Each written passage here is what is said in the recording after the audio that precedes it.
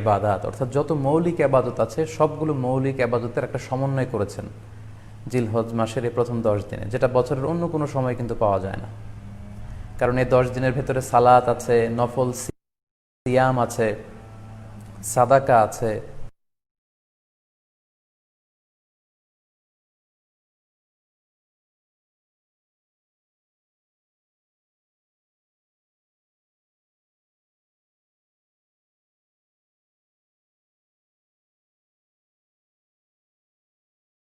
কুরবানি আছে, হজের প্রসঙ্গটা আছে, যেটা বছরের অন্য কখনো এরকম উম্মাহাতুল ইবাদত অর্থাৎ যত মৌলিক ইবাদত আছে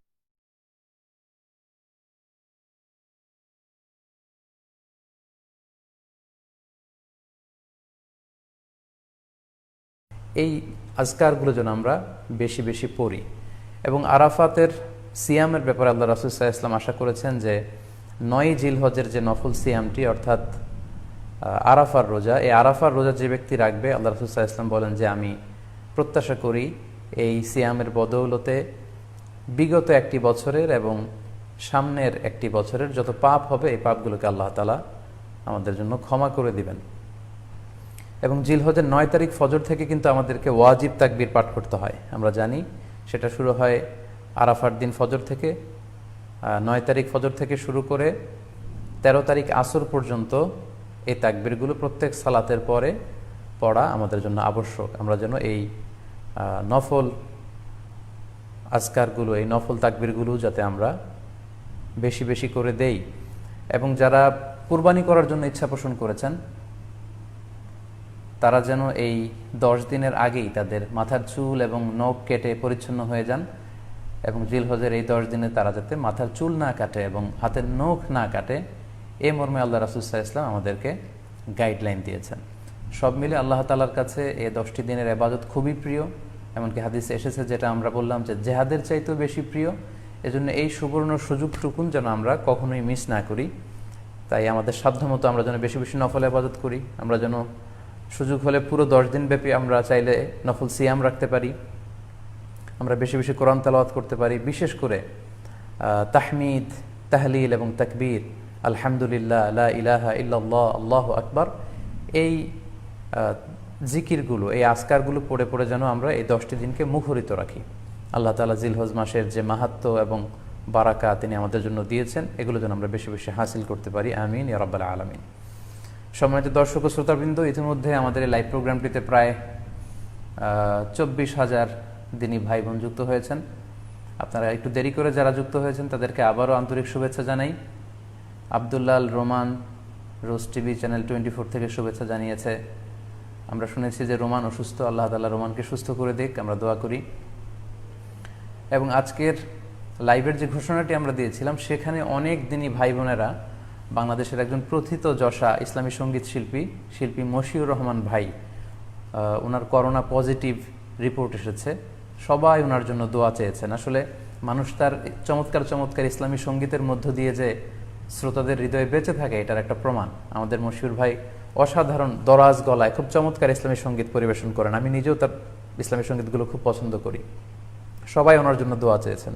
তো আজকের এই লাইভের শুরুতেই আমি আমাদের সকলের প্রিয় শিল্পী মশিউর রহমান ভাইয়ের জন্য দোয়া করি, আল্লাহ তাআলা আমাদের প্রিয় ভাইকে দ্রুত শিফায়ে কামেলা আজলা নসিব করুক। যারাই পৃথিবীর যে প্রান্ত থেকে এই ভয়াবহ করোনা মহামারীতে আক্রান্ত হয়ে অসুস্থ অবস্থায় আছেন, আমরা সবার জন্য দোয়া করি, আল্লাহ তাআলা সবাইকে খুব দ্রুত শিফায়ে কামেলা নসিব করুক। সম্মানিত সুধী, আমি রিকোয়েস্ট করব আপনারা এই লাইভটি শেয়ার করে দিবেন, যাতে করে আপনাদের অন্যান্য ফেসবুক বন্ধুরা আজকের লাইভের এই আলোচনাটি থেকে উপকৃত হতে পারে।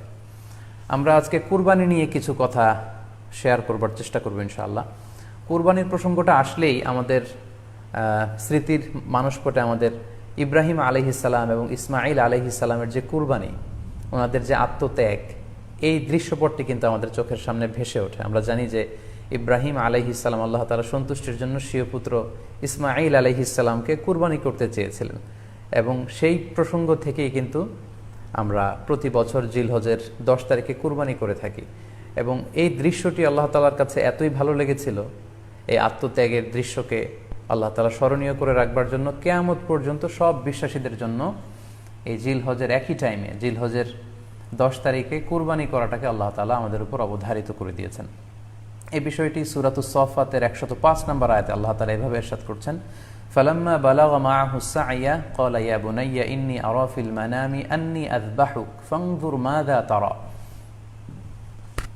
অর্থাৎ ইসমাঈল আলাইহিস সালাম যখন একটু বড় হলেন, বাবার সাথে হাঁটতে পারেন, দৌড়াদৌড়ি করতে পারেন, ঠিক তখন ইব্রাহিম আলাইহিস সালাম স্বপ্নে দেখলেন যে তিনি ইসমাঈল আলাইহিস সালামকে কুরবানি করছেন, এবং স্বপ্ন দেখেই তিনি সরাসরি ছেলের সাথে কনসালটেশনে গেলেন, পরামর্শ করলেন যে বাবা, আমি তো স্বপ্নে দেখেছি যে আমি তোমাকে কুরবানি করছি, ফানজুর মাযা তারা, what do you think about it, what's your opinion about it, তোমার মতামত কি সেটা তুমি আমাকে বলো।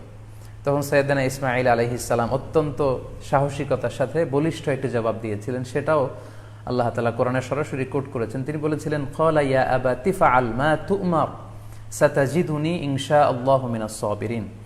অর্থাৎ, হে আমার সম্মানিত পিতা, আপনি যেমনটি স্বপ্নে দেখেছেন, আল্লাহ তাআলা আপনাকে যেমন আদেশ করেছে আপনি ঠিক তেমনটিই করুন, আপনি ভয় পাবেন না, ইনশাআল্লাহ আপনি আমাকে ধৈর্যশীলদের অন্তর্ভুক্ত পাবেন। একটু কি কল্পনা করা যায় যে সাইয়েদনা ইসমাঈল আলাইহিস সালাম ছোট্ট শিশু, তিনি যখন শুনলেন যে বাবা তাকে কুরবানি করবে, জবাই করবে, তার প্রত্যুত্তরে তিনি বলেছিলেন, বাবা, আমি ভয় পাচ্ছি না, আমি আপনাকে নিয়ে চিন্তিত, আপনি ভয় পাবেন না, বরং আপনি যা আদিষ্ট হয়েছেন আপনি তাই করেন। কারণ নবীরা যখন স্বপ্নে কিছু দেখে সেটা সাধারণ মানুষের মতো স্বপ্ন নয়, সেটা ওহী, সেটা আল্লাহর পক্ষ থেকে আদেশ। তো আপনি আমাকে ধৈর্যশীল পাবেন, আপনি ভয় পাবেন না। সাইয়েদনা ইব্রাহিম আলাইহিস সালাম ইসমাঈল আলাইহিস সালামকে কুরবানি করতে শুরু করলেন, জবাই করতে শুরু করলেন। আল্লাহ তাআলার কাছে এই দৃশ্যটি এত ভালো লাগলো, আল্লাহ তাআলা সাইয়েদনা জিবরাইল আলাইহিস সালামকে দিয়ে জান্নাত থেকে একটি বকরি বা মেষ পাঠিয়ে দিলেন। সাইয়েদনা ইসমাঈল আলাইহিস সালামকে ছুরির নিচ থেকে সরিয়ে ফেলা হলো, আর সেখানে ইসমাঈল আলাইহিস সালামের পরিবর্তে একটি জান্নাত থেকে আনা বকরি বা ছাগলকে সেখানে কুরবানি করা হলো। আল্লাহ তাআলা বললেন, কদ সাদ্দাকতা রুইয়া, ইব্রাহিম, তুমি তো তোমার স্বপ্নকে সত্যায়ন করেছো, বাস্তবে রূপান্তরিত করেছো, তুমি তো এই কঠিন পরীক্ষায় সফলতার সাথে উত্তীর্ণ হয়েছ।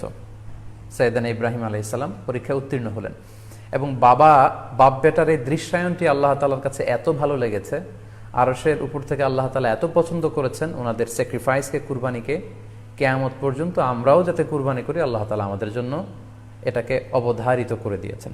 সম্মানিত শুধু এখানে আমাদের জন্য সবচেয়ে বড় যে শিক্ষণীয় বিষয়, সেটি হচ্ছে সাইয়েদনা ইব্রাহিম আলাইহিস সালামের ঔরসে যখন ইসমাঈল আলাইহিস সালাম আসে, তখন তাফসীর এসেছে ইব্রাহিম আলাইহিস সালামের বয়স ছিল 86 বছর। Could you imagine that? 86 বছর বয়সে যখন একটা সন্তান আল্লাহ তাআলা ওনাকে দান করলেন, আল্লাহ তাআলা বললেন যে সেই সন্তানকে তুমি জবাই করো। আমরা অনেক দম্পতির কথা জানি, তাদের সন্তান হয় না, 15 বছর, 20 বছর, 25 বছর পর অনেক সময় তাদের সন্তান হয়। সেই সন্তানটাকে তারা কত পছন্দ করে, সেই বাচ্চাটাকে তারা কত আদর করে। তো 86 বছর বয়সে আল্লাহ তাআলা ইসমাঈল আলাইহিস সালামকে দান করেছিলেন। এই আদরের সন্তানটাকে আল্লাহ তাআলা বলেন, তুমি কুরবানি করো। কারণ এই বয়স্ক অবস্থায় যখন ইব্রাহিম আলাইহিস সালাম ইসমাঈল আলাইহিস সালামকে পেয়েছিলেন, তখন তিনি হৃদয়টাকে উজাড় করে দিয়ে নিজের ছেলেটাকে ভালোবাসতে শুরু করলেন, এবং হৃদয়ের ভালোবাসার জায়গাটার মধ্যে যে সিংহাসন, সেই সিংহাসনে তিনি ইসমাঈলকে বসিয়েছিলেন। আল্লাহ তাআলা চেয়েছিলেন যে ইসমাঈলকে সেখান থেকে সরিয়ে ওই ভালোবাসার সিংহাসনের জায়গাটাতে তুমি যেন আল্লাহ তাআলাকে স্থান দাও, এবং সেই পরীক্ষাটাই তিনি বেসিক্যালি সাইয়েদনা ইব্রাহিম আলাইহিস সালামের কাছ থেকে করেছিলেন, এবং সেই পরীক্ষায় সাইয়েদনা ইব্রাহিম আলাইহিস সালাম সফলতার সাথে উত্তীর্ণ হয়েছিলেন। অর্থাৎ আল্লাহ চেয়েছিলেন যে তোমার হৃদয়ের ভালোবাসার সবচাইতে বড় জায়গাটা হচ্ছে ইসমাঈলের, তোমার পুরো হৃদয়টা জুড়ে আছে ইসমাঈল, আমি চাই তুমি আমার সন্তুষ্টির জন্য এই ইসমাঈলকে বিলিয়ে দাও, এই ইসমাঈলকে কুরবানি করে দাও। সম্মানিত শুধু এই স্টোরিটা থেকে আমাদের জন্য শিক্ষা হচ্ছে যে সাইয়েদনা ইব্রাহিম আলাইহিস সালামের হৃদয়ের সবচাইতে পছন্দনীয় বিষয়টা ছিল ইসমাঈল। তিনি ইসমাঈল আলাইহিস সালামকে, নিজের ছেলেকে বেশি পছন্দ করতেন। ইব্রাহিম আলাইহিস সালামের হৃদয়ে যেমনি ইসমাঈল ছিল, আমাদের প্রত্যেকের হৃদয়ে কিন্তু এরকম এক একটা ইসমাঈল আছে, কল্পিত ইসমাঈল, রূপক ইসমাঈল। আমাদের কারো হৃদয়ের ইসমাঈল হচ্ছে আমাদের টাকা পয়সা, আমাদের কারো হৃদয়ের ইসমাঈল হচ্ছে আমার ব্যাংক ব্যালেন্স,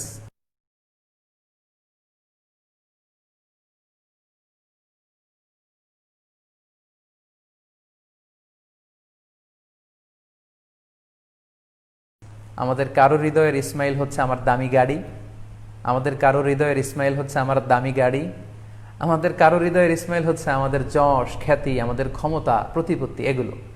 আল্লাহ তাআলা চান আমাদের প্রত্যেকের যার যার হৃদয়ের ইসমাইল যেটা, সেটাকে আমরা আল্লাহ তাআলার সন্তুষ্টির জন্য উৎসর্গ করতে পারবো কিনা, আল্লাহ তাআলার খুশির জন্য সেরেফ শুধুমাত্র আল্লাহ তাআলার জন্য আমার হৃদয়ের ইসমাইলটাকে আমি স্যাক্রিফাইস করতে পারবো কিনা, এই শিক্ষাটা দেওয়ার জন্যই বেসিক্যালি আল্লাহ তাআলা এই কুরবানিকে আমাদের জন্য প্রেসক্রাইব করেছেন।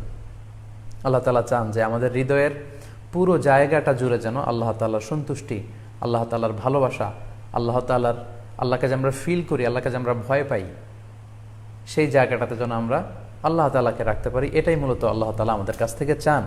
এবং আমাদের জীবনের সব কাজগুলোই হবে শুধুমাত্র কেবলমাত্র আল্লাহ তাআলার সন্তুষ্টির জন্য।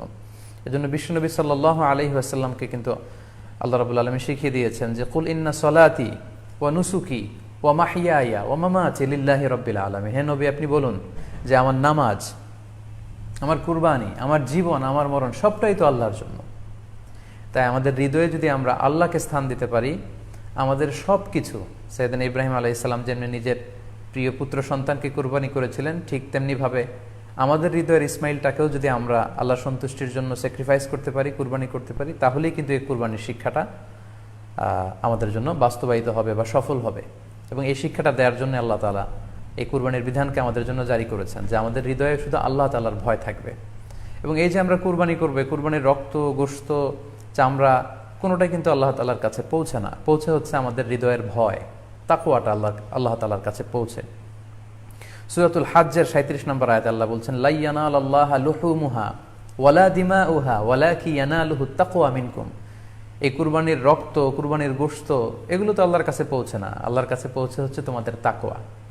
আমরা কতটা ইখলাসের সাথে, কতটা আন্তরিকতার সাথে, কতটা আনুগত্যের সাথে আমাদের সম্পদ, আমাদের নিজেদেরকে আমরা আল্লাহর কাছে সোপর্দ করতে পেরেছি, আমরা কতটা আল্লাহর সমর্পিত বান্দা হতে পেরেছি, এটাই হচ্ছে এই কুরবানির শিক্ষা, যেটা সাইয়েদনা ইব্রাহিম আলাইহিস সালাম গোটা বিশ্ববাসীর জন্য নিদর্শন এই ঘটনার মধ্য দিয়ে কিন্তু আমাদের জন্য রেখে গিয়েছেন। তাই আমরা এই কুরবানির মধ্য দিয়ে এটা যেন ফিল করি যে আমাদের সবটুকুন আমরা আল্লাহর জন্য বিলিয়ে দিতে প্রস্তুত আছি।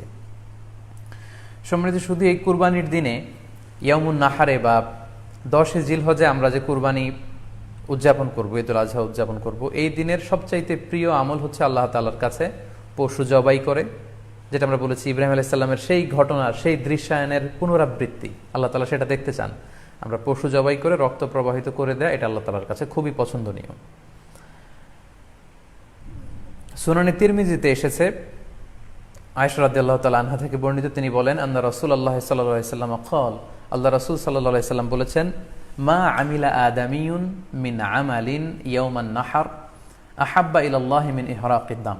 অর্থাৎ ইয়াউমুন নাহারে 10 জিলহজে পশু কুরবানি দিয়ে সে পশুর রক্ত প্রবাহিত করে দেওয়ার চেয়ে শ্রেষ্ঠ কোনো আমল আর আল্লাহর কাছে হতে পারে না, এর চেয়ে কোনো প্রিয় আমল আল্লাহর কাছে নেই। তার মানে কুরবানির দিনে সবচাইতে প্রিয় আমল, আল্লাহর কাছে পছন্দনীয় আমল হচ্ছে কুরবানি করা। তাই আমাদের যাদের সাধ্য আছে আমরা যেন বেশি বেশি কুরবানি করি।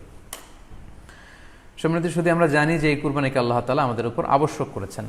কুরবানির হুকুম সম্পর্কে যদি বলি তাহলে বলবো যে এটা ওয়াজিব হানাফি স্কুল অফ থট অনুযায়ী, কিন্তু অন্যান্য মাযহাবে এটাকে সুন্নাতে মুআক্কাদা বলা হয়েছে। মেজরিটি স্কলাররা, জুমহুরুল ফুকাহা, ইমাম শাফিঈ, আহমদ এবং ইমাম মালিকদের মতে, তাদের মতে এটা হচ্ছে সুন্নাতে মুআক্কাদা। কিন্তু হানাফি মাযহাবে এই কুরবানি করা হচ্ছে ওয়াজিব। যেহেতু আমাদের বাংলাদেশে বেশিরভাগই হচ্ছে হানাফি মাযহাবের অনুসারী, সো এটা কিন্তু আমাদের জন্য অবধারিত। যাদেরকে আল্লাহ তাআলা সম্পদ দিয়েছেন, টাকা পয়সার মালিক বানিয়েছেন, স্বাবলম্বী করেছেন, আমাদের প্রত্যেকের উপর কিন্তু এই কুরবানি করাটা ওয়াজিব। যেহেতু কুরবানি একেবারে আমাদের সন্নিকটে, সো এই কুরবানি নিয়ে আমাদের মধ্যে অনেক ধরনের প্রশ্ন রয়েছে। এবং বিগত কয়েকদিন ধরে আমার ফেসবুক পেজের বিভিন্ন স্ট্যাটাসে, আমার মেসেজ অপশনে অনেক ভাই, দিনী ভাই এবং বোনেরা অনেক প্রশ্ন করেছেন। আসলে এতগুলো প্রশ্নের উত্তর আসলে আমাদের পক্ষে করা সম্ভব হবে না। সেখান থেকে খুবই কন্টেম্পোরারি, খুবই রেলেভেন্ট, প্রাসঙ্গিক 2-1টি প্রশ্নের ব্যাপারে আলোচনা করে আমরা আজকের সংক্ষিপ্ত লাইভটি শেষ করবো ইনশাআল্লাহ। খুব বেশি যে প্রশ্নটি করা হয়েছে সেটি হচ্ছে, জানতে চাওয়া হয়েছে 7 ভাগে কুরবানি করা যাবে কিনা। এই ধরনের প্রশ্ন কিন্তু আমরা আগে শুনতাম না। রিসেন্টলি কিছু স্কলারদের আলোচনা বা এতে করে লোকজন হয়তো বিভ্রান্তিতে ভোগেন কিংবা একটা ধোঁয়াশা তৈরি হয়, ফলে এই প্রশ্নটি করা হচ্ছে। আমরা আবহমান কাল থেকে আমাদের প্রিয় মাতৃভূমি বাংলাদেশে হয়তো ছাগল কুরবানি দিয়েছি অথবা গরু কুরবানি দিয়েছি সর্বোচ্চ 7 ভাগে। সো এটা আমাদের সবার কাছে জানা ছিল, এ নিয়ে আগে সংশয় ছিল না। ইদানিংকালে অনেকের মধ্যে এই বিষয়ে সংশয় জেগেছে। কেউ বলে থাকেন যে ভাগে যদি কুরবানি দেওয়া হয় 7 জনে মিলে গরুতে বা মহিষে বা উটে, এই ভাগে কুরবানি হবে না, এটা অনেকে বলে থাকেন। এই কথাটি আসলে ঠিক নয়। আপনি যদি ভাগে কুরবানি দিতে চান এটি জায়েজ আছে, এবং একটি উটে বা মহিষে বা গরুতে আপনি সর্বোচ্চ 7টি ভাগে কুরবানি দিতে পারবেন ইনশাআল্লাহ। এ ব্যাপারে সহিহ মুসলিমের একটি হাদিসকে আমরা এখানে উল্লেখ করতে চাই। সাইয়েদনা জাবের রাদিয়াল্লাহু তাআলা আনহু থেকে বর্ণিত, তিনি বলেন, ক্বালা হাজাজনা মা রাসূলিল্লাহি সাল্লাল্লাহু আলাইহি ওয়াসাল্লাম, আমরা আল্লাহ রাসূল সাল্লাল্লাহু আলাইহি ওয়াসাল্লামের সাথে হজ করেছি। ফানাহারনাল বাঈরা আন সাবআ, সেখানে আমরা উট কুরবানি দিয়েছি 7 জনের পক্ষ থেকে। ওয়াল বাকারাতা আন সাবআ, আর আমরা সেখানে গরু কুরবানি দিয়েছি 7 জনের পক্ষ থেকে। খুব সুস্পষ্ট, একটি উটে ওনারা 7 জন অংশগ্রহণ করতেন, একটি গরুতে 7 জন অংশগ্রহণ করতেন। তো এই হাদিসের আলোকে অনেকে বলে থাকেন যে এটি হজের সময়, সফরের সময়, কিন্তু মুকিম অবস্থায় 7 ভাগে দেয়া যায় না। আসলে এই কথাটিও ঠিক নয়, কারণ সুনানে আবু দাউদের আরেকটি হাদিসে এসেছে যেখানে আল্লাহ রাসূল সাল্লাল্লাহু আলাইহি ওয়াসাল্লাম সুস্পষ্ট বলেছেন, সেখানে হজ বা কোনো সফরের উল্লেখ নেই। সেটা হচ্ছে জেনারেল স্টেটমেন্ট, অর্থাৎ আল বাকারাতু আন সাবআ, গরুতে সর্বোচ্চ 7 অংশ দিয়ে কুরবানি দেয়া যায়। ওয়াল জাজুরু আন সাবআ, আর উটের ক্ষেত্রেও সর্বোচ্চ 7 অংশ দিয়ে কুরবানি দেয়া যায়। তো এই হাদিস, দ্বিতীয় যে হাদিসটি উল্লেখ করলাম, এটা হচ্ছে জেনারেল স্টেটমেন্ট। সেখানে সফর মুকিম কোনো কথা বলা হয়নি। ইন জেনারেলি বলা হয়েছে যে উটে 7 ভাগ দেয়া যায়, গরুতে 7 ভাগ দেয়া যায়। সো আমরা যারা ভাগে কুরবানি দিচ্ছি 7 জন মিলে একটি গরু, আপনারা নিঃসন্দেহে সানন্দ চিত্তে নিশ্চিন্তে কুরবানি দিতে পারেন। সহিহ হাদিসের আলোকে এটি সাব্যস্ত, এতে কোনো সমস্যা নেই ইনশাল্লাহ। তবে ভাগে কুরবানিতে কিংবা যৌথ কুরবানিতে কয়েকটি বিষয় আমাদেরকে খেয়াল রাখতে হবে। নাম্বার 1 হচ্ছে নিয়ত। আপনাদের ইন্টেনশনটা ক্লিয়ার হতে হবে। প্রত্যেকেরই যাতে একই ইন্টেনশন থাকে, সবারই যাতে ইন্টেনশন থাকে যে শুধুমাত্র আল্লাহ তাআলার সন্তুষ্টির জন্য আমরা এই কুরবানি দিচ্ছি। এখানে কয়েকজনের যদি ইন্টেনশন থাকে যে আল্লাহর সন্তুষ্টি, অন্যজনের যদি নিয়তে ঝামেলা থাকে, তাহলে কিন্তু কুরবানিটা প্রশ্নবিদ্ধ হয়ে যাচ্ছে। কারণ ইন্নামাল আমালু বিন্নিয়াত, ইয়ানি ইন্নামা সাওয়াবুল আমালি বিন্নিয়াত, সমস্ত কাজের প্রতিদান দেয়া হবে আপনার ইন্টেনশন বা নিয়তের উপর ভিত্তি করে। সো এজন্য যারা খুব বেশি মুখলেস, খুব বেশি মুত্তাকি, তারা অনেক সময় যৌথ কুরবানি দিতে চান না। তাদের সামর্থ্য না থাকলে ছোট একটা ছাগল দিয়ে তারা একাকি কুরবানি দিতে চান। এটা safe, he want to be in the safer side. কারণ যৌথ কুরবানি দিতে দিতে যে কার মনে কি চিন্তা, কার মনে কি নিয়ত, আমরা কিন্তু কিছু জানি না। সো যদি যৌথ কুরবানি দেন, কুরবানির আগে সবাইকে এটা কনসার্ন করে দেওয়া, রিমাইন্ডার দেওয়া যে ভাই আমাদের কুরবানিটা হবে শুধুমাত্র কেবলমাত্র আল্লাহ তাআলা সন্তুষ্টির জন্য, অন্য কোনো নিয়ত যেন না থাকে, তাহলে কিন্তু আমাদের কুরবানি বরবাদ হয়ে যাবে। এটা হচ্ছে প্রথম কনসার্ন। 2 নম্বর কনসার্ন হচ্ছে হালাল উপার্জন দিয়ে কুরবানি হতে হবে। যৌথ কুরবানিতে কেউ কেউ যদি এমন থাকে যাদের উপার্জন হালাল না, সেই কুরবানি কিন্তু আল্লাহ তাআলার দরবারে কবুল হবে না। সো এটা খুব গুরুত্বপূর্ণ একটা বিষয়। আরেকটা হচ্ছে লৌকিকতা। লৌকিকতা যদি থাকে তাহলেও কুরবানি কবুল হবে না। যৌথ কুরবানিতে কারো যদি এটা থাকে যে আমার গরুটা সবচেয়ে বড়, আমাদের গরুটা এলাকার সবচেয়ে বড় গরু, এবং সবাইকে বলে বেড়াচ্ছে যে এইবারের গরুটা সবচেয়ে বড় হয়েছে, আমার চেয়ে বড় গরু কেউ দিতে পারে না এই এলাকায়। তো এই জাতীয় যদি লৌকিকতা প্রবণতা কারোর মধ্যে থাকে, তাহলেও কিন্তু তার কুরবানি কবুল হবে না। সো যৌথ কুরবানি যদি আপনারা দিতে চান, এই বিষয়গুলো আমাদেরকে খেয়াল রাখতে হবে। আরও একটি প্রশ্ন খুব বেশি আমাদের কাছে জানতে চাওয়া হয়েছে, সেটা হচ্ছে কুরবানির সাথে আকিকা দেয়া যাবে কিনা। খুব বেশি আলোচনা হচ্ছে এই প্রসঙ্গটা যে আকিকার কুরবানির সাথে আকিকা দিয়ে দেয়া যাবে কিনা। এক্ষেত্রে আমরা উত্তরে বলবো যে কুরবানি এবং আকিকা আপনাদের খেয়াল রাখতে হবে যে ভিন্ন দুটি ইবাদত। প্রথম কথা হচ্ছে ইবাদত ভিন্ন দুটি ইবাদত। কারণ কুরবানি এটা বছরের একটা নির্ধারিত সময়, জিলহজের 10 তারিখে, এবং তারপরে আরো 2 দিন বা 3 দিন, এই সময়গুলোতে আপনি কুরবানি করতে পারবেন। তাহলে এটা হজের মৌসুমে জিলহজ মাসে করতে হয় কুরবানি। কিন্তু আকিকা কিন্তু এরকম না। আকিকাটা যে কোনো মাসে হতে পারে। আকিকাটা হচ্ছে নবজাতক সন্তানের ভূমিষ্ঠ হওয়ার পরে শুকরিয়া স্বরূপ আল্লাহর কাছে যে কুরবানিটা করতে হয়, সেটাকে আমরা বলি আকিকা। হাদিসে এসেছে আকিকা। তো সেটা হচ্ছে সন্তান কখন ভূমিষ্ঠ হলো সেটার উপর নির্ভর করে। কারো সন্তান রমাদানে হতে পারে, কারো সন্তান জিলহজ মাসেও হতে পারে, শাওয়ালে হতে পারে, রজাবে হতে পারে। সন্তান যেদিন জন্মগ্রহণ করবে তার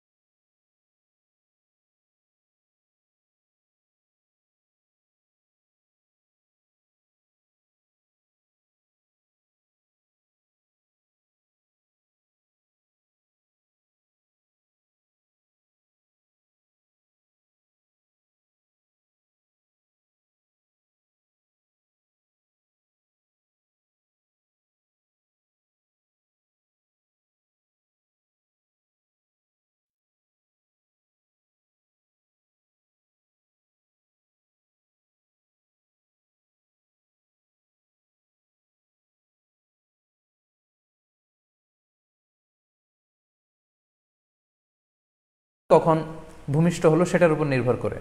কারো সন্তান রমাদানে হতে পারে, কারো সন্তান জিলহজ মাসেও হতে পারে, শাওয়ালে হতে পারে, রজাবে হতে পারে।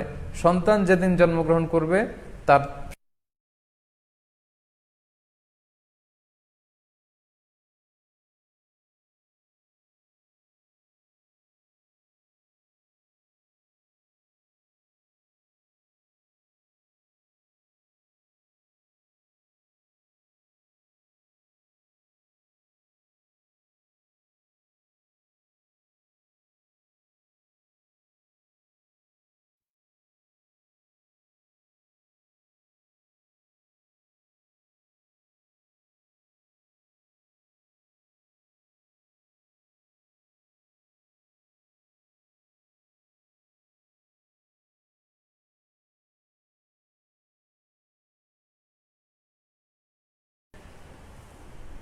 সন্তান কখন ভূমিষ্ঠ হলো সেটার উপর নির্ভর করে।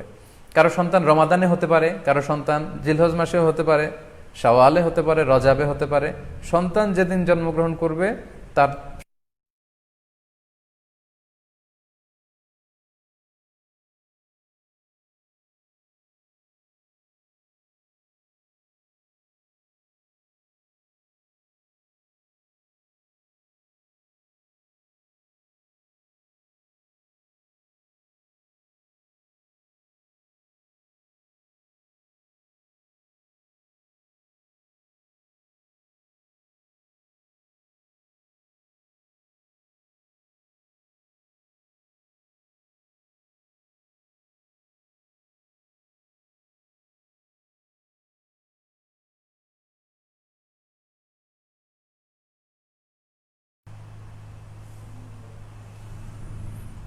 আসসালামু আলাইকুম রহমতুল্লাহ।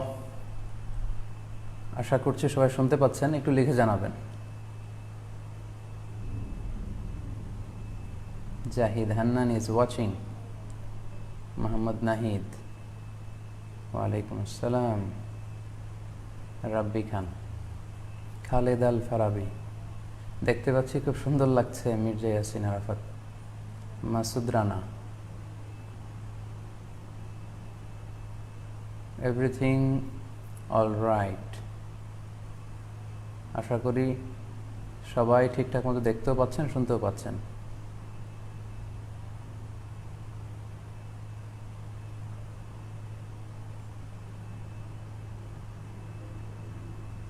জি, শুনতেছি। আচ্ছা, তাহলে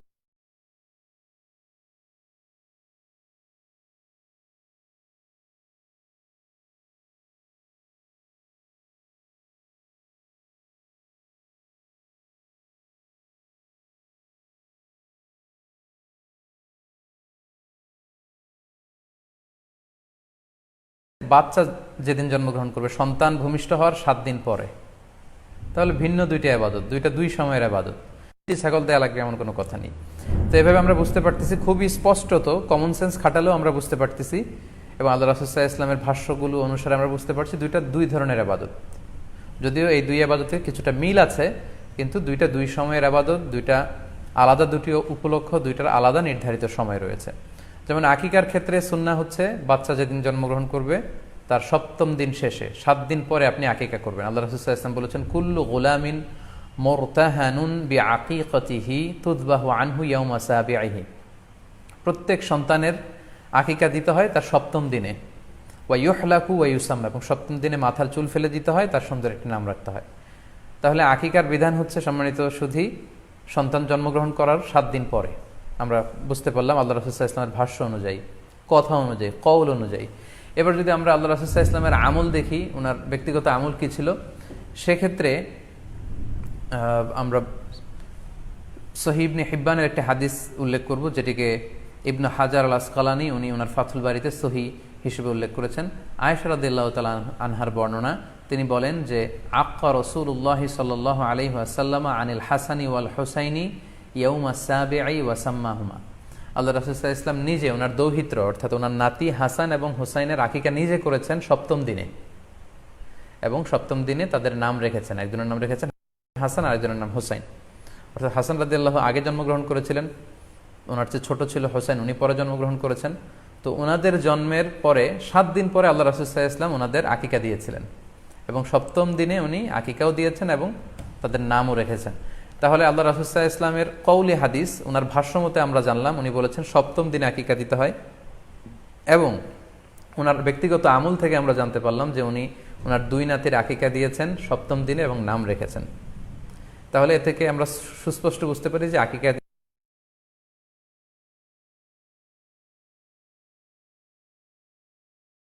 দিতে হয় সন্তান জন্মগ্রহণ করার 7 দিন পর, 7ম দিনে। যদিও তবারানিতে আরেকটি হাদিস এসেছে যেখানে বলা হয়েছে যে আকিকা 7ম দিনেও দেয়া যায়, 14তম দিনে দেয়া যায়, 21তম দিনে দেয়া যায়। যদি 7ম দিনে কেউ দিতে না পারে কোনো কারণে, তাহলে 14তম দিন, না পারলে 21তম দিন। তাহলে সুস্পষ্টভাবে উল্লেখ আছে যে আকিকার সময়সীমা 7ম দিনের কথা আমাদেরকে বলা হয়েছে। তো সেক্ষেত্রে আপনার সন্তান জন্মগ্রহণ করলে আপনি শুকরিয়া স্বরূপ কুরবানি করবেন, আত্মীয় স্বজনকে খাওয়াবেন, আকিকার গোশত নিজেরাও খাবেন। তো এটা যদি আপনি কুরবানির জন্য রেখে দেন, তাহলে তো সন্তান দুনিয়াতে আসার এই আনন্দটা থাকে না। একজন যখন সন্তান পায়, সে কেমন যেন আকাশের চাঁদ হাতে পায়।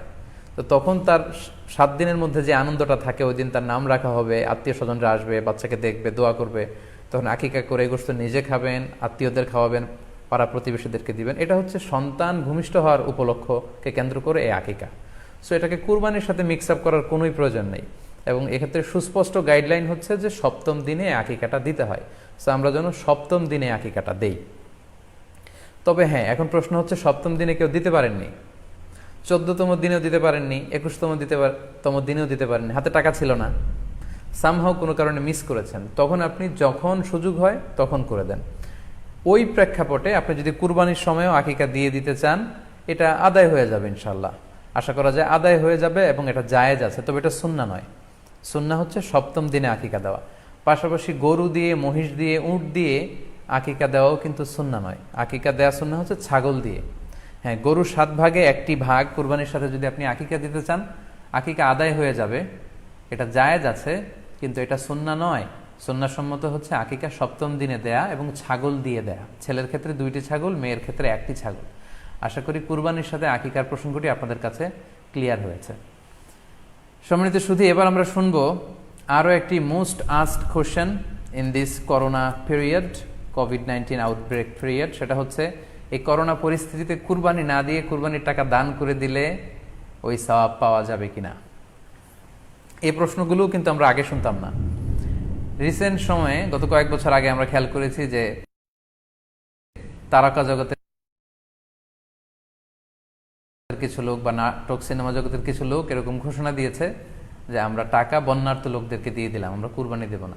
তো ওনাদেরকে আল্লাহ এত টাকা দিয়েছেন, ওনারা বন্যার্ত লোকদেরকেও সহায়তা করতে পারেন, আবার কুরবানিও করতে পারেন।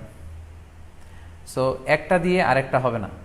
আপনি যদি টাকা দান করে দেন, এটা সাদাকার সওয়াব হবে, কিন্তু কুরবানির সওয়াব কিন্তু আপনি পাবেন না। আল্লাহ রাসূল সাল্লাল্লাহু আলাইহি ওয়াসাল্লাম বলেছেন, কুরবানি করলে যেই প্রাণীটার কুরবানি করা হলো, ওই প্রাণী তার শিং নিয়ে, তার গায়ের পশম নিয়ে, পায়ের খুরগুলো নিয়ে কিয়ামতের ময়দানে দাঁড়াবে। সো এই সওয়াব থেকে কিন্তু আপনি বঞ্চিত হয়ে গেলেন। তাই এ ব্যাপারে সুস্পষ্ট কথা হচ্ছে, আপনি যদি কুরবানির টাকা দান করে দেন, দানের সওয়াব হবে, কিন্তু কুরবানির সওয়াব হবে না, এবং কুরবানির এই ওয়াজিব বিধানটিও কিন্তু আদায় হবে না। আপনার উদ্দেশ্য ভালো, কিন্তু আপনার পদ্ধতিতে সমস্যা। আপনার উদ্দেশ্য হচ্ছে যে বন্যা দুর্গত মানুষ, সাতক্ষীরাতে বা আশেপাশের জেলাগুলোতে বন্যায় মানুষ না খেয়ে মারা যাচ্ছে, আমি টাকাগুলো দান করে দেই, তাহলে বেশি তারা উপকৃত হবে। আমি বলবো যে আপনার যদি সামর্থ্য থাকে, সেক্ষেত্রে আপনি বন্যার্ত লোকদেরকে দানও করেন, পাশাপাশি কুরবানিও করেন। দুই জিনিস। অথবা আপনি যদি শুধু কুরবানি করতে চান, সেটাও আপনি করতে পারেন। আপনি কুরবানি করবেন, এতে করে কিন্তু আপনি যে দান করতে চান, আপনার এই পারপাসটাও কিন্তু সার্ভ হবে। কিন্তু কুরবানির টাকা দান করে দিলে কখনো কুরবানি আদায় হবে না। আপনি যদি কুরবানি করেন, এক্ষেত্রেও কিন্তু দরিদ্র জনগোষ্ঠীর বিশাল স্বার্থ এখানে আছে, কারণ বছরের একটা দীর্ঘ সময় ধরে এই সুবিধাবঞ্চিত মানুষগুলো কিন্তু আমিষের অভাবে তারা ভোগে, পুষ্টিহীনতায় ভোগে। তারা এমনও অনেক ফ্যামিলি আছে, বছরে শুধু এই কুরবানির সময়, এই মৌসুমটাতে তারা কিছু গোশত খেতে পারে। সো তাদের মধ্যে আপনি কুরবানি করে এই গোশত বিতরণ করতে পারেন। সো এই কোভিড-19 পিরিয়ডে আমাদের উচিত বেশি বেশি কুরবানি করা, কুরবানি করে এই অভুক্ত মানুষদের ঘরে ঘরে কুরবানির গোশত পৌঁছে দেয়া। তাহলে আপনি কুরবানির মাধ্যমে কিন্তু এই গোশত বিতরণ করে তাদের সহায়তা করতে পারলেন। পাশাপাশি যারা খামারি আছে, আপনি কুরবানি করলে এই খামারিদের এই ব্যবসা প্রসেসেও কিন্তু আপনি অংশগ্রহণ করলেন। আপনি তাদের ব্যবসাতে আল্লাহ তাআলা সুদকে হারাম করেছেন, ব্যবসাকে হালাল করেছেন, তাহলে ব্যবসার মতো একটা চমৎকার কাজেও আপনি সহায়তা করলেন কুরবানির মধ্য দিয়ে। আরও একটা গুরুত্বপূর্ণ বিষয় হচ্ছে, আমাদের গ্রাম বাংলায় কিন্তু আমাদের অনেক গরিব লোকজন আছে বা মা বোনেরা আছে যারা সারা বছর ব্যাপী ছাগল পালে এই আশায় যে কুরবানির সময় ছাগলটাকে বিক্রি করবে, অথবা গরু পালে। গ্রামগঞ্জে অনেক পরিবার আছে যে বছর শেষে কুরবানির সময় আসলে তারা এটা ভালো দামে বিক্রি করবে এবং সেই টাকা দিয়ে সারা বছর চলবে। সো আপনি যদি কুরবানি করেন তাহলে ওই প্রান্তিক জনগোষ্ঠীকেও কিন্তু সহায়তা করা হলো। পাশাপাশি কুরবানির এই সময়গুলোতে হাজার হাজার কসাইদের একটা জীবিকার ব্যবস্থা হয়। তারা গরু জবাই করে, চামড়া খোলে, গোশত কাটে। তো এই কুরবানির দিনগুলোতে কিন্তু হাজার হাজার কসাইদের হালাল জীবিকার একটা ব্যবস্থা হয়। কসাইরা কিন্তু কোটিপতি হয় না। সো আপনি এই কুরবানির প্রসেসটাকে যদি আরও বেশি প্রমোট করেন তাহলে এই কসাইদেরও কিন্তু একটা রিজিকের ব্যবস্থা হচ্ছে। আরও ইন্টারেস্টিংলি, কুরবানির যে চামড়া, পশুর যে চামড়া, এই চামড়াগুলো কিন্তু ইয়াতিমের হক, গরিবদের হক। সো আপনি কুরবানির চামড়া বিক্রি যদি করে দেন, চামড়া চাইলে আপনি ব্যবহার করতে পারেন, অথবা বিক্রি করলে এটা কিন্তু ইয়াতিমখানাতে, মাদ্রাসাগুলোতে, হ্যাঁ, অভাবী মানুষদেরকে এই দামটা কিন্তু দিয়ে দিতে হয়। ফলে কুরবানির এই চামড়া থেকে কিন্তু মাদ্রাসাগুলো বা ইয়াতিম ছাত্রছাত্রীরা উপকৃত হচ্ছে। তাহলে এখানে অনেক বিষয় জড়িত।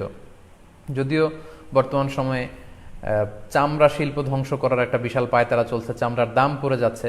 তো আমরা যদি কুরবানি না দিই আমাদের চামড়া শিল্প হুমকির মুখে পড়বে। এবং এই যে হাজার হাজার মাদ্রাসা এবং এতিমখানা আছে যাদের একটা বড় ইনকামের বা আয়ের উৎস হচ্ছে কুরবানির সময় এই চামড়ার টাকা। সো মানে with all this discussion it seems that through sacrifice you can contribute more. আপনি যদি কুরবানি করেন এবং এটা যদি বেশি বেশি করেন তাহলে আপনি যে চাচ্ছেন অসহায় মানুষদেরকে সহায়তা করতে, এটা আরো বেশি বেশি করা হলো, বেশি বেশি করা হলো। তাদেরকে গোশত বিতরণ করে আপনি সহায়তা করলেন, খামারিদেরকে ব্যবসার ক্ষেত্রে সহযোগিতা করলেন, গ্রামের যে নারীরা ছাগল পাললো, গরু পাললো তাদের সহায়তা করলেন, কসাইদের হালাল জীবিকার জন্য সহযোগিতা করলেন, মাদ্রাসার ইয়াতিম ছাত্রদেরকে আপনি সহায়তা করলেন। সো আমি বলবো যে কখনো এই ভুল সিদ্ধান্ত নেবেন না যে কুরবানির টাকা আমি দান করে দেবো। না, আপনি কুরবানি করবেন, এতে আপনার কুরবানির ওয়াজিবও আদায় হবে, গরিবদেরকে সহযোগিতাও করা হবে। সেক্ষেত্রে যদি আপনি স্বাস্থ্য ঝুঁকি মনে করেন এই করোনা পরিস্থিতিতে, সেক্ষেত্রে আপনি সরাসরি হাটে যেতে না চাইলে অনলাইনে গরু ক্রয় করতে পারেন।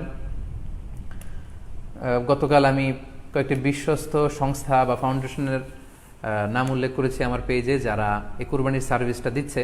তারা বিশ্বস্ত, আপনারা তাদের কাছে টাকা পাঠিয়ে আপনি কয় ভাগে কুরবানি দিচ্ছেন জানাতে পারেন, আপনার নাম্বার দিয়ে রাখতে পারেন। তারা কুরবানির দিন, কুরবানির শেষে আপনাকে SMS করে জানিয়ে দিবে যে আপনার কুরবানি হয়েছে, আপনার কুরবানি আদায় হয়ে গেল।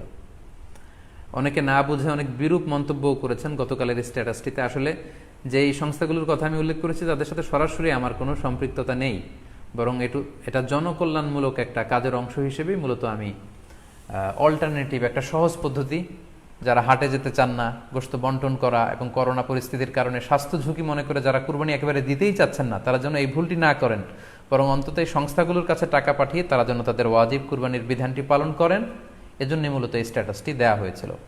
আরও একটি সহজ পদ্ধতি আছে, সেটা হচ্ছে যারা শহুরে জীবনযাপন করছেন, শহরে আছেন, তারা চাইলে কিন্তু আপনার গ্রামের আত্মীয় স্বজনদের কাছে আপনার টাকা পাঠিয়ে দিয়ে কুরবানি আদায় করতে পারেন। টাকা পাঠিয়ে দিলে তারা আপনার পক্ষ থেকে ছাগল বা গরু কিনে কুরবানি করে তারা গোশত খেয়ে উপকৃত হলো, আশেপাশের গরিব আত্মীয় স্বজনদের মধ্যে বিতরণ করে এই কুরবানির প্রক্রিয়াটা আদায় হলো। এটাও খুব সহজে কিন্তু করা যেতে পারে। আর কুরবানির ক্ষেত্রে প্রতিনিধিত্ব জায়েজ আছে, অন বিহাফ অফ ইউ অন্য কেউ আপনার পক্ষ থেকে কুরবানি করতে পারবে, আপনি টাকা দিয়ে দিলেই হলো। আর যারা হাটে যে নিজে দেখে শুনে গরু ছাগল কিনে এনে নিজে কুরবানি করে সব ব্যবস্থাপনা করতে পারবেন, আয়োজন করতে পারবেন, সেটা সবচাইতে ভালো। সেটা তো নূরুন আলা নূর, এটা নিয়ে কোনো কথা নেই। তবে সেক্ষেত্রে এই করোনা পরিস্থিতিতে হাটে যাওয়া, কুরবানি করা, সেক্ষেত্রে পরিপূর্ণভাবে স্বাস্থ্যবিধি মেনে চলতে হবে এবং সর্বোচ্চ সতর্কতার পরিচয় আমাদেরকে দিতে হবে, যাতে করে এই কুরবানিকে কেন্দ্র করে এই রোগের এই মহামারী যাতে আরো বেশি করে আমাদের মাঝে ছড়িয়ে পড়ার কোনো সুযোগ না পায়। আশা করি কুরবানির টাকা দিয়ে দিলে কুরবানি আদায় হবে কিনা এই ব্যাপারটিও আপনারা বুঝতে পেরেছেন। এবার আমরা আসি, আরেকটি প্রশ্ন আমাদের কাছে খুব বেশি এসেছে, সেটা হচ্ছে কুরবানির পশু অনলাইনে ক্রয় করা যাবে কিনা। খুবই রেলেভেন্ট একটি কোশ্চেন, যেহেতু এখন অনেকেই হাটে যেতে চাচ্ছেন না করোনা পরিস্থিতির কারণে। অনলাইনে আমরা অনেক কেনাকাটা করি, ফলে অনলাইনে কুরবানির পশুটা ক্রয় করা যাবে কিনা, এটা হচ্ছে প্রশ্ন। এক্ষেত্রে উত্তর হচ্ছে জি, অন্যান্য জিনিস আপনি যেমনি অনলাইনে ক্রয় করেন সেগুলো যেমনি জায়েজ, অনুরূপভাবে অনলাইনে কুরবানির পশুও ক্রয় করা জায়েজ। বিভিন্ন ডেইরি ফার্ম আছে, অ্যাগ্রো ফার্ম আছে এবং বিভিন্ন গরু ছাগলের খামার আছে, তারা কিন্তু আমি দেখলাম যে বিক্রয়.com না রকমারি.com আমি দেখলাম যে তারা গরুর অ্যাড দিচ্ছে, গরুর ভিডিও সেখানে আপলোড করে দিচ্ছে, সেখানে তাদের ক্লায়েন্টরা সেটা দেখে তারা গরু ক্রয় করছে। যে এটা জায়েজ আছে ইনশাল্লাহ। আপনারা যদি স্বাস্থ্য ঝুঁকির কারণে গরুর হাটকে অ্যাভয়েড করতে চান, ওখানে যেতে না চান, আপনারা চাইলে অনলাইনে পশু ক্রয় করতে পারবেন। তবে সেক্ষেত্রে দুটি জিনিস আপনাকে নিশ্চিত হতে হবে, দুইটা জিনিস আপনাকে অনলাইনে পশু ক্রয় করার ক্ষেত্রে নিশ্চিত হতে হবে। প্রথম বিষয় হচ্ছে পশুটা দৈহিকভাবে ত্রুটিমুক্ত কিনা এটা নিশ্চিত হতে হবে, অর্থাৎ পশুর বিস্তারিত অঙ্গ প্রত্যঙ্গের বর্ণনা আপনার জানা থাকা চাই। পশুটা সুস্থ আছে কিনা, বাহ্যিকভাবে সমস্ত ত্রুটিমুক্ত কিনা এটা জানতে হবে। 2 নম্বর হচ্ছে পশুর বয়স সম্পর্কে আপনার জানতে হবে, কারণ যে কোনো বয়সের পশু দিয়ে কুরবানি করা যায় না, এটার একটা নির্ধারিত বয়স সীমা দেওয়া আছে শরিয়াতে, সেটা আপনাকে মেনটেন করতে হবে। প্রথম হচ্ছে সালিমাতুন মিনাল উয়ুবিজ যাহিরা, বাহ্যিক ত্রুটিমুক্ত হওয়া। যে কোনো পশু দিয়ে কিন্তু, অসুস্থ পশু দিয়ে কুরবানি করলে কিন্তু কুরবানি হবে না। এক্ষেত্রে আমরা সুনানে নাসাইর একটি হাদিস উল্লেখ করব, হাদিসটি সহিহ, বারা ইবনে আযিব রাদিয়াল্লাহু তাআলা আনহু বর্ণনা করেছেন। আল্লাহ রাসূল সাল্লাল্লাহু আলাইহি ওয়াসাল্লাম বলেছেন, লা ইয়াজুজু মিনাদ দাহায়া আল আওরাউল বাইয়িনু আওরুহা, এমন পশু দিয়ে কুরবানি হবে না যেই পশুটা সুস্পষ্টভাবে অন্ধ কানা কোনো পশু দিয়ে কুরবানি হবে না। ওয়াল আরজাউল বাইয়িনু আরাজুহা, খোড়া, কুরবানি যেখানে করা হবে ওই জায়গা পর্যন্ত হেঁটে যেতে পারছে না, মাঠ থেকে বাড়িতে আনা যাচ্ছে না, এরকম খোড়া প্রাণী দিয়ে কুরবানি করা যাবে না। ওয়াল মারিদাতুল বাইয়িনু মারাদুহা, খুব বেশি অসুস্থ, খুবই দুর্বল অসুস্থ প্রাণী দিয়ে কুরবানি করা যাবে না। ওয়াল আজফা উল্লাতি লা তুনকি, এবং এমন বয়স্ক বৃদ্ধ প্রাণী যে অতি বয়সের ভারে এটা নুজ্জ হয়ে গিয়েছে এবং এর হাড্ডির ভেতরে যে মজ্জা শুকিয়ে গিয়েছে, এরকম প্রাণী দিয়েও কিন্তু কুরবানি করা যাবে না। তাহলে সুনানে নাসাইয়ের এই সহিহ হাদিসটির মধ্য দিয়ে আমরা বুঝতে পারলাম যে অন্ধ প্রাণী দিয়ে কুরবানি করা যায় না, খোড়া প্রাণী দিয়ে করা যায় না, খুবই দুর্বল প্রাণী দিয়ে এবং খুব বয়স হয়েছে এরকম প্রাণী দিয়ে কিন্তু কুরবানি করা যাবে না। তারপর আমরা সুনানে তিরমিজির আরেকটি হাদিস এখানে উল্লেখ করব। এই হাদিসটিও হাসান পর্যায়ের হাদিস।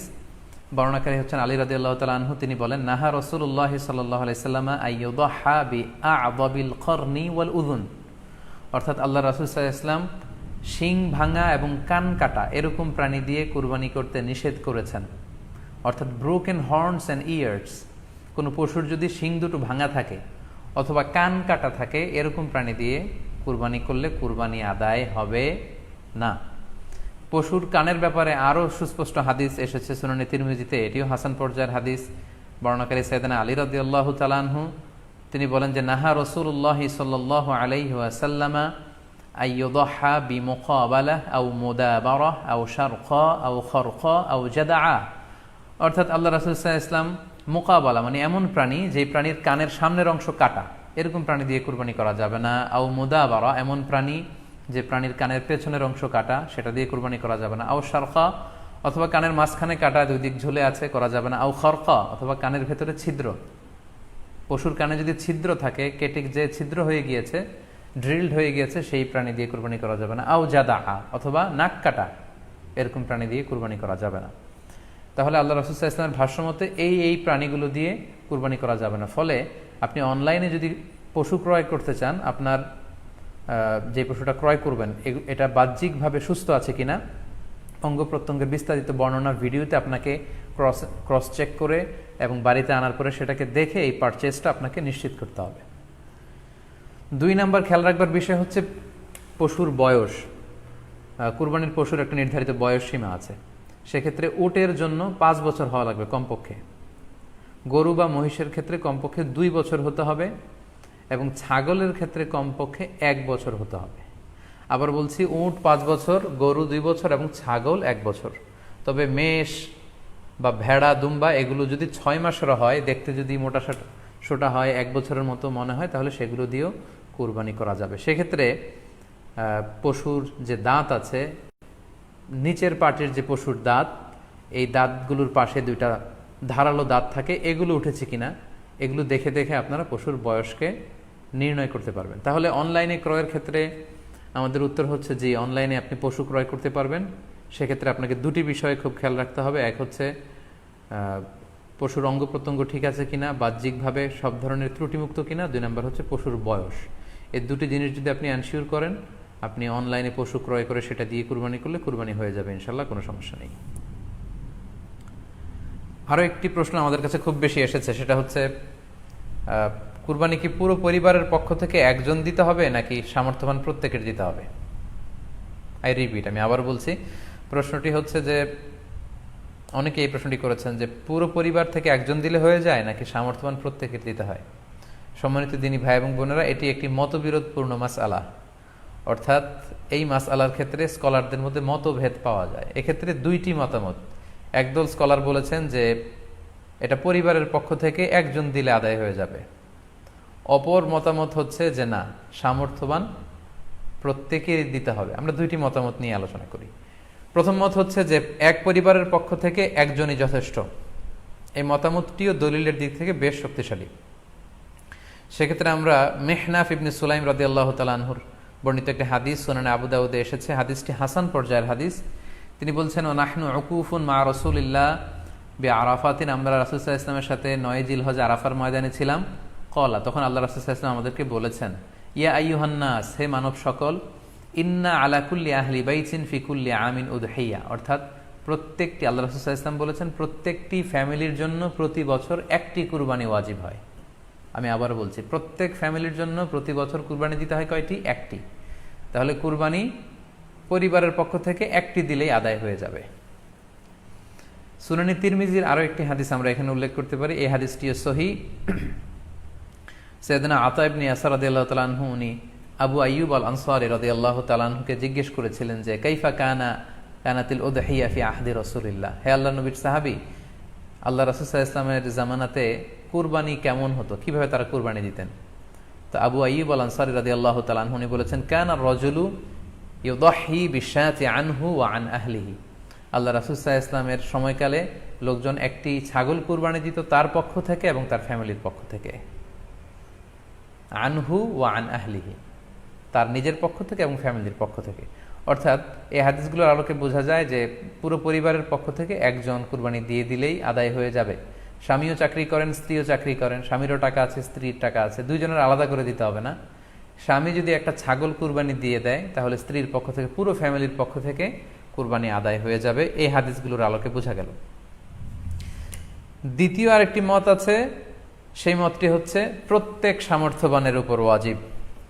এটি ইমাম আবু হানিফার মত এবং আমাদের বাংলাদেশে এটিরই প্রচলন হয়ে এসেছে।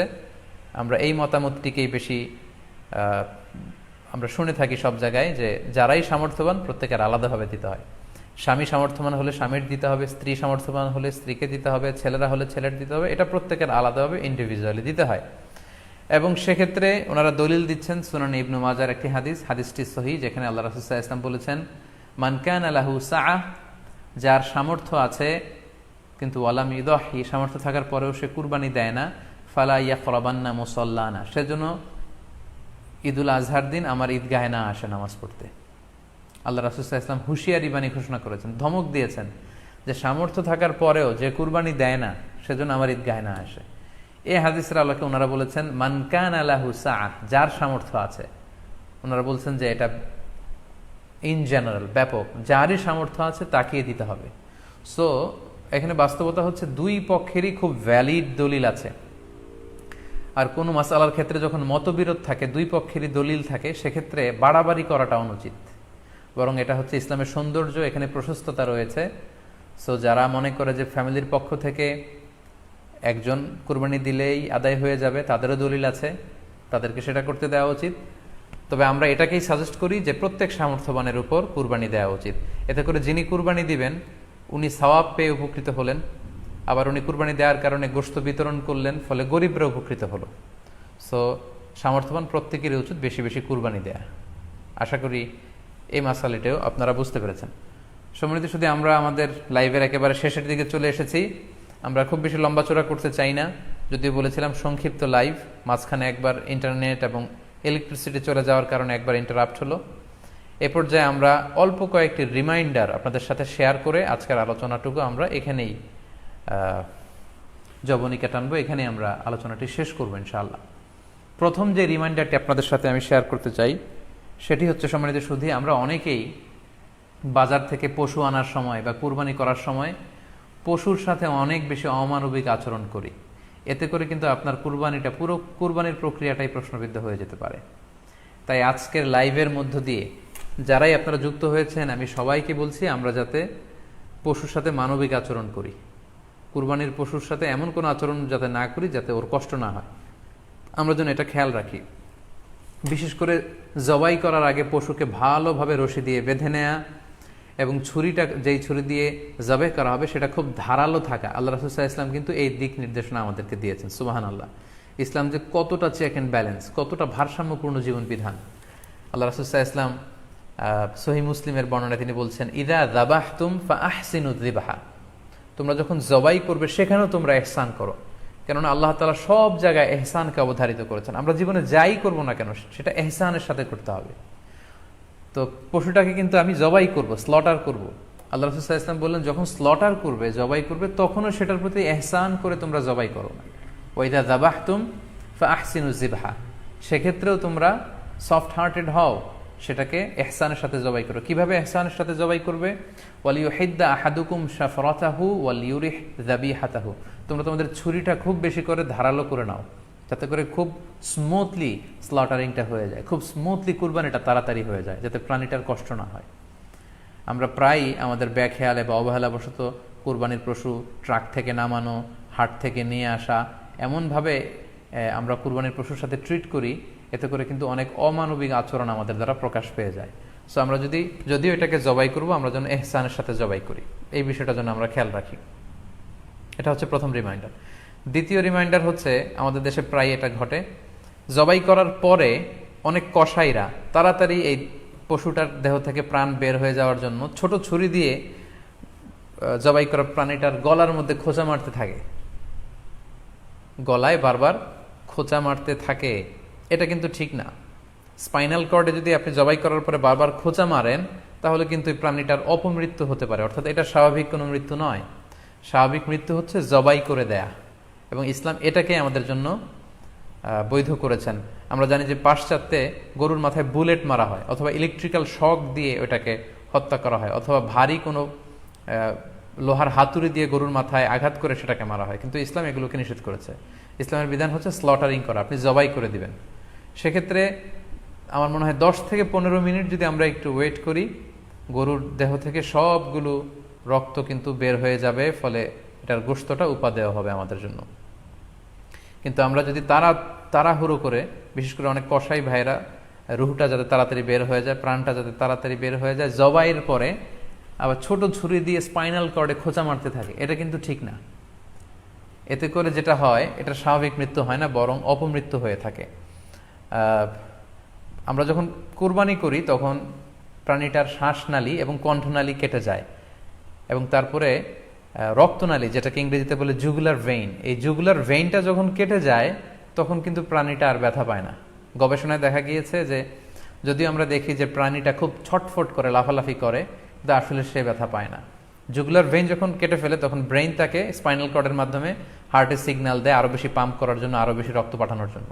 ফলে দেহের সবগুলো রক্ত গলার ওই কাটা জায়গা দিয়ে কিন্তু বের হয়ে যায়।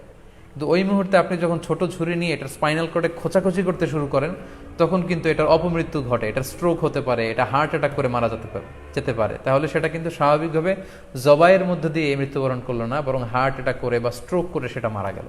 তখন কিন্তু আপনার কুরবানিটা প্রশ্নবিদ্ধ হয়ে যেতে পারে। তো এই জন্য আমি সকলের কাছে অনুরোধ করব, আপনারা তাড়াহুড়ো না করে 10 থেকে 15 মিনিট একটু ওয়েট করেন জবাইয়ের পরে, এটাকে স্বাভাবিকভাবে, ন্যাচারালি, প্রাকৃতিকভাবে এটা রুহটা বের হতে দিন। তা না হলে আমাদের কুরবানি কিন্তু প্রশ্নবিদ্ধ হয়ে যেতে পারে। 3 নম্বর রিমাইন্ডার হচ্ছে, আমাদের বাংলাদেশের অনেক জেলায় আমরা হিন্দু মুসলমান একসাথে থাকি। আমার কাছে নিউজ এসেছে যে অনেক জায়গায় অনেকে হিন্দুদের মন্দিরের সামনে কুরবানির গরু জবাই করে। এটা ঠিক না, কারণ আমরা জানি যে ওরা এই গরুর পূজা করে থাকে। সো আমরা এমন কিছু করব না যেটা ওদেরকে খুব বেশি কষ্ট দিবে। সো অনেকে শুনেছি যে উস্কানিমূলকভাবে তারা একটু দেখিয়ে দিতে চায় বা তাদের উপর প্রতিশোধ নিতে চায়, এরকম করে অনেক সময় হিন্দুদের বিভিন্ন গ্রামে মন্দিরের সামনে এই কুরবানির ব্যবস্থাপনা করা হয়। আমি বলবো যে আমরা এটা যাতে না করি। আমরা হিন্দুদের যে উপাসনালয় আছে, আমাদের হিন্দু ভাইদের উপাসনালয়গুলোকে স্কিপ করে এমন জায়গায় কুরবানি করব যাতে করে তাদের এই দৃশ্য দেখা না লাগে এবং তাদের এবাদতগাহের সামনেও যাতে আমাদের এরকম পরিস্থিতি তৈরি করতে না হয়, আমরা যাতে সাম্প্রদায়িক সম্প্রীতি আমাদের আবাদতের মধ্য দিয়ে বজায় রাখতে পারি এবং কোনো ধরনের উস্কানিমূলক কর্মকাণ্ডে যেন আমরা কখনোই যুক্ত না হই। 4 নাম্বার এবং সবচাইতে গুরুত্বপূর্ণ পয়েন্ট হচ্ছে, জি খেয়াল করে শুনুন, আপনাকে বলছি 4 নাম্বার পয়েন্ট হচ্ছে যে জবাইয়ের স্থান এবং বর্জ্য কুরবানির পরে এটাকে নিজ দায়িত্বে পরিচ্ছন্ন করুন। আই রিপিট, আমি আবারও বলছি, যেখানে আপনি কুরবানি করলেন সেটাকে এবং এই যে বর্জ্য ময়লা এটা নিজ দায়িত্বে আপনি ক্লিন করুন। সিটি কর্পোরেশনের ভাইয়েরা সরকারি তত্ত্বাবধানে সারা বাংলাদেশের এই সব বর্জ্য আসলে পরিষ্কার করা সম্ভব না। জরিপে এসেছে যে 50 লক্ষ গরু জবাই করা হয় প্রত্যেকটা কুরবানির ঈদে। তো সেক্ষেত্রে আমাদেরকে দায়িত্বশীল হতে হবে। কুল্লুকুম রাঈন ওয়া কুল্লুকুম মাসউলুন আন রাইয়াতিহি। আল্লাহ রাসূল সাল্লাল্লাহু আলাইহি ওয়াসাল্লাম বলেছেন, তোমরা প্রত্যেকে দায়িত্বশীল আর তোমাদের প্রত্যেকের দায়িত্বের ব্যাপারে কিয়ামতের ময়দানে আল্লাহ তাআলা কিন্তু তোমাদেরকে জিজ্ঞেস করবে। তাই আমরা যেন নিজ দায়িত্বে এই কুরবানির করার স্থান এবং বর্জ্য যেন পরিষ্কার করি। ব্লিচিং পাউডার দিয়ে বেশি করে পানি মেরে আমরা যেন পরিষ্কার পরিচ্ছন্ন রাখি, কারণ আত্তুহুরু শাত্রুল ঈমান, পরিষ্কার পরিচ্ছন্নতা এটা হচ্ছে ঈমানের অঙ্গ। এই বিষয়টা জানে আমরা খুব গুরুত্বের সাথে নেই এবং নিজ নিজ কুরবানি আমরা যেখানে দিলাম সেই জায়গাটা যেন আমরা পরিষ্কার করি। বিশেষ করে বিভিন্ন সংস্থা যারা অনেক অনেক কুরবানি করবেন, ভলান্টিয়ারিলি বিভিন্ন কুরবানি করে কুরবানির গোশত বিতরণ করবেন, আপনারা এরকম ভলান্টিয়ারিলি ক্লিনলিনেস ক্যাম্পেইন করতে হবে যাতে কোনো ধরনের রক্ত, ময়লা, বর্জ্য, আবর্জনা না থাকে। এই ব্যাপারটাকে যেন আমরা খেয়াল রাখি। সর্বশেষ হচ্ছে, অনেকে জিজ্ঞেস করেন যে ফ্রিজে রাখা যাবে কিনা। জি, কুরবানির গোশত ফ্রিজে রাখা যাবে। ইবনে আব্বাস রাদিয়াল্লাহু তাআলা আনহুর মত অনুযায়ী 3 ভাগ করা উত্তম, তবে এটা আবশ্যক নয়। আপনি 1 ভাগ নিজে খাবেন, 1 ভাগ আত্মীয় স্বজন প্রতিবেশীদের দিবেন, আরেক ভাগ গরিব দুঃখীদের মাঝে বন্টন করে দিবেন, এটা উত্তম, কিন্তু এটা আবশ্যক নয়। পুরো গোশত যদি আপনার লেগে যায় আপনি ভোগ করতে পারেন, আর যদি আপনার কাছে অতিরিক্ত গোশত থাকে এটা আপনি আত্মীয়দের দান করুন, গরিব আত্মীয়দের আপনি উপহার দিন, গরিব মিসকিনদের, সুবিধা বঞ্চিত মানুষদেরকে আপনি এগুলো দান করুন। কারণ সূরাতুল হজ্জের 28 নম্বর আয়াতে আল্লাহ তাআলা বলেছেন, ফাকুলু মিনহা ওয়া আত'ইমুল বাঈসাল ফাকির, তোমরা কুরবানির এই গোশত নিজেরাও খাও এবং অভাবী লোকদেরকে দাও। এবং সহিহ বুখারীতে আল্লাহ রাসূল সাল্লাল্লাহু আলাইহি ওয়াসাল্লামের একটি বর্ণনা, আল্লাহ রাসূল সাল্লাল্লাহু আলাইহি ওয়াসাল্লাম বলেছেন, কুলু ওয়া আত'ইমু ওয়াদাখিরু, অর্থাৎ কুরবানির গোশত তোমরা খাও, ওয়া আত'ইমু মানে অন্যদের খাওয়াও, ওয়াদাখিরু এবং তোমরা এটাকে প্রিজার্ভ করে রাখো বা জমা করেও রাখতে পারো। অর্থাৎ আপনি চাইলে ফ্রিজে রাখতে পারবেন, আপনি পরবর্তীতে খেতে চাচ্ছেন আপনি রাখতে পারবেন ইনশাআল্লাহ। সো উত্তম হচ্ছে 3 ভাগ করে 1 ভাগ নিজে খাওয়া, 1 ভাগ আত্মীয় স্বজনদের প্রতিবেশীদের দেয়া এবং 1 ভাগ অভাবী, সুবিধা বঞ্চিত গরিব মিসকিনদের মাঝে বন্টন করে দেয়া। এবং অবশ্যই অবশ্যই যাদের সামর্থ্য আছে আপনারা বেশি বেশি কুরবানি করুন এবং এই কুরবানির মধ্য দিয়ে আমরা অনেক অনেক প্রান্তিক জনগোষ্ঠী, সুবিধা বঞ্চিত মানুষ, তাদের কাছে আমাদের সহায়তাগুলো পৌঁছে দিতে পারবো। সম্মানিত সুধী, আপনাদের সবাইকে আবারও শুকরিয়া জানাই। দীর্ঘ সময় নিয়ে আপনারা আমাদের লাইভ প্রোগ্রামটিতে জয়েন করেছেন। এখনও দেখা যাচ্ছে প্রায় 22,700 দিনী ভাই বোন আমাদের লাইভটি শুনছেন। আপনাদের সবাইকে আবারও আন্তরিক শুভেচ্ছা এবং অভিনন্দন। আমরা কামনা করি যে আল্লাহ তাআলার কাছে আমরা ফরিয়াদ করি জিলহজ মাসের প্রথম 10 দিনের যে বারাকা, রাহমা, আমরা যেন নফল আবাদত করে করে বেশি বেশি তাকবীর তাহলিল দিয়ে এই দিনগুলো যেন মুখরিত রাখতে পারি, বেশি বেশি নফল আবাদত করতে পারি, নফল রোজা রাখতে পারি। বিশেষ করে অবশ্যই আরাফার দিনের রোজা যাতে আমরা মিস না করি। এবং যদিও করোনা পরিস্থিতির মধ্য দিয়ে আমরা সবাই আতঙ্কিত, তারপরেও গোটা মুসলিম উম্মার জন্য আমরা দোয়া করি যে এই ঈদ উল আজহার উৎসব যাতে আমরা ভাব গাম্ভীর্যের সাথে আবাদতের মধ্য দিয়ে